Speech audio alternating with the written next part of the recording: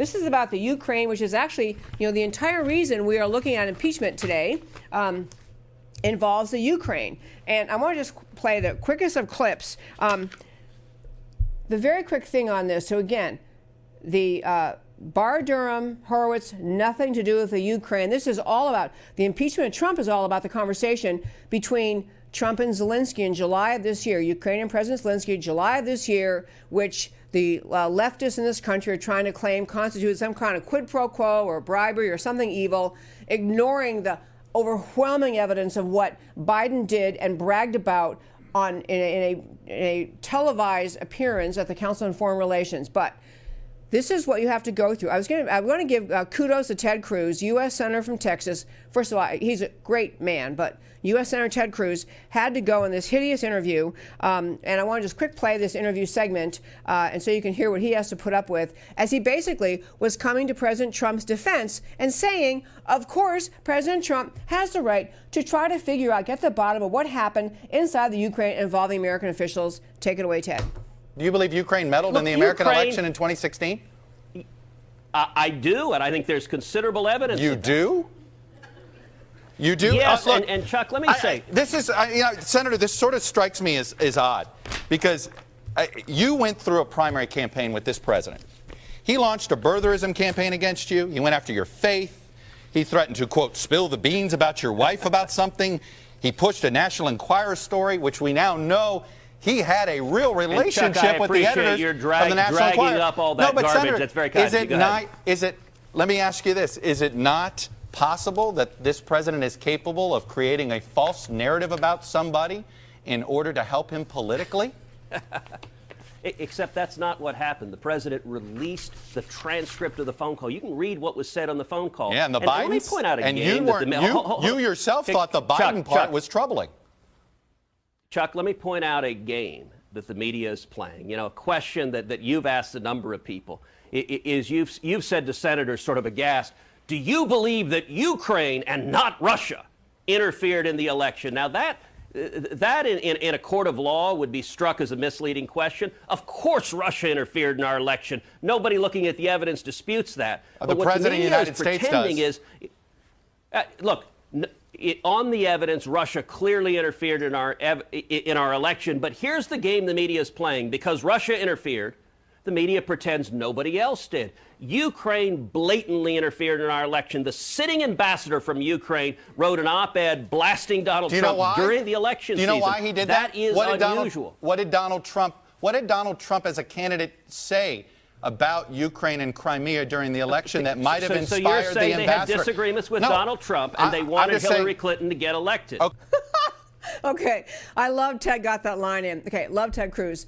I want to make a couple of very, very serious points about where we are on this impeachment thing, because it really, really matters to watch what the Democrats are doing. Number one, can you imagine anything more hideous than being at the receiving end of an interview with Chuck Todd? I mean, belligerent, asinine, bringing up irrelevant things, trying to goad Ted Cruz because President Trump, during the course of the campaign, he was really brutal toward Ted Cruz. I did not appreciate it during the campaign. I thought it was unjustified. But here we are talking about the impeachment of the president.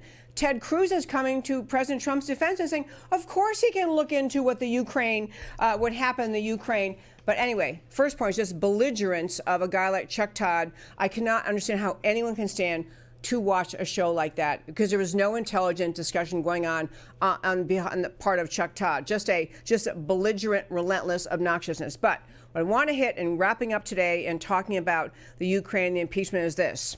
There was an interview over the weekend by Senator Lindsey Graham. Lindsey Graham, Republican senator, went on Maria Bartiromo and her Fox show Sunday morning. And he actually said on Maria Bartiromo's show, he said that the conservatives, are not his words, these are a characterization of his words. Conservatives desire their dreams of a Senate trial, threw a wet blanket on them that would get to the bottom of the plot against President Trump. He wants to leave. This is this guy characterizing what Senator Lindsey Graham has said. We're not going to dig up, we're not going to dig up all the details about the Ukrainian collusion, the Ukrainian efforts in 2016 to help Hillary get elected, the Ukrainian efforts to, funnel money to Burisma and Joe Biden. We're not going to dig all that up. He wants to not dig that up, Lindsey Graham. He also wants to not dig up anything about the Trump, Mueller, Russia collusion lie. And on that one, there may be something in the impeachment that refers to Trump and Russia, which would give the Senate jurisdiction to do that.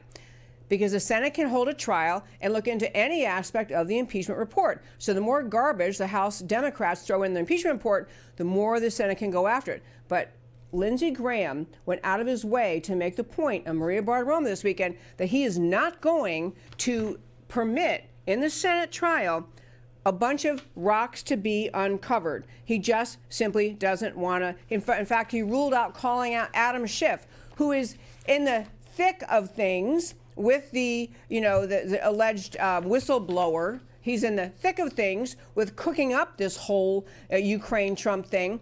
And Lindsey Graham is saying, I'll have none of it. I'm going to close out the show today with this point and then turn to why it matters to you. So there is a story starting to surface. The One America News Network dove in and researched and was able to finally interview a guy from the Ukraine. This is a One America News journalist called Chanel Ryan. She tracked down and recorded an interview with Ukrainian former prosecutor general Yuri Lutsenko.